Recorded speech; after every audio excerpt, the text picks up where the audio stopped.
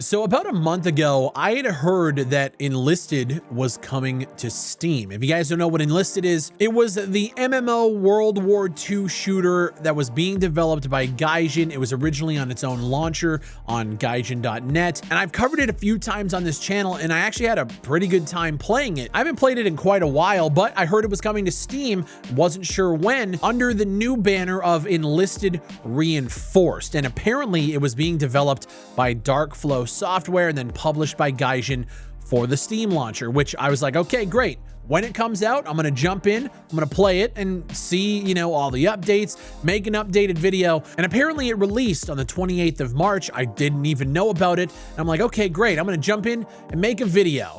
And it's already been pulled off Steam. So I guess this is a different type of video.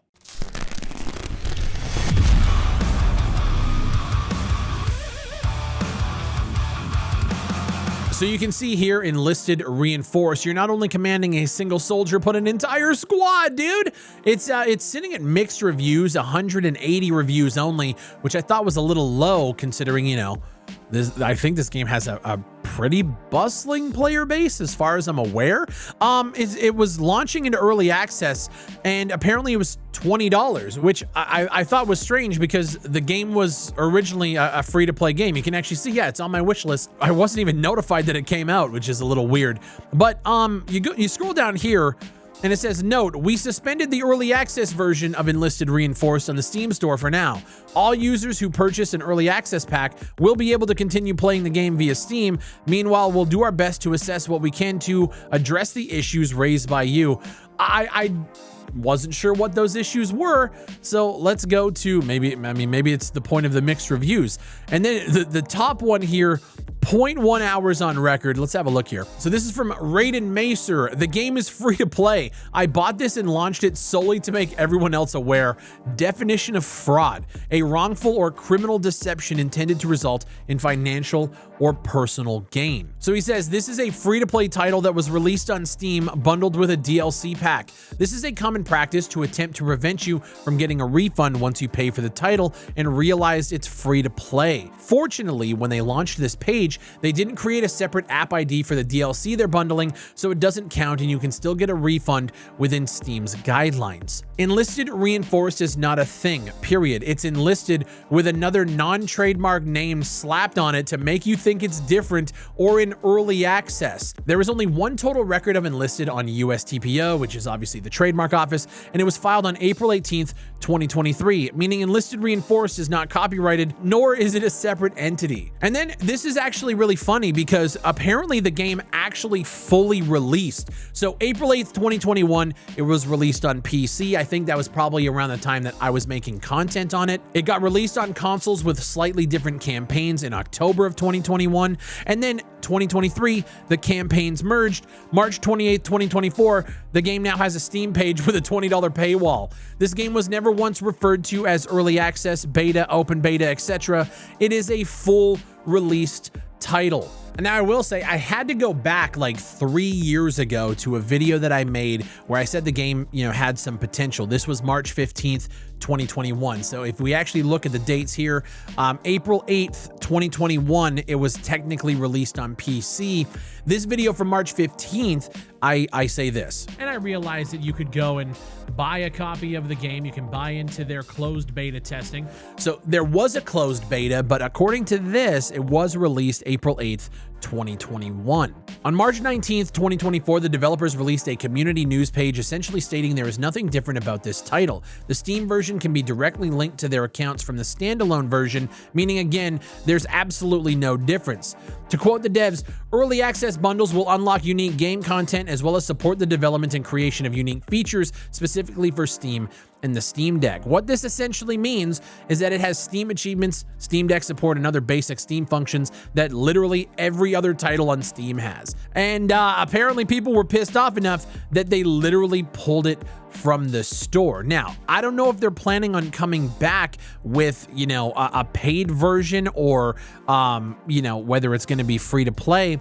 But when you go to their actual post here, so on Thursday, March 28th, they suspended the early access with a nice little AI generated cat photo. All users who purchased an access pack for Enlisted will be able to continue playing. It does suck that, like, if you did buy it to play this game and maybe you didn't know there was a free-to-play version, or you just saw this for the first time, now nobody else can buy it, which means your player base is pretty much going to be essentially dead, which, judging by the Steam charts, it's essentially pretty fucked. The one part I don't get about their statements here, the existing Steam version was never intended to be available to a massive number of players, hence the early access status. So making it available to existing huge audience of Enlisted fans could probably lead to even more dissatisfaction, as more people would face these technical issues or new ones. And apparently the big tech issue is that some of you couldn't link your existing Gaijin.net accounts to the Steam version due to these technical issues.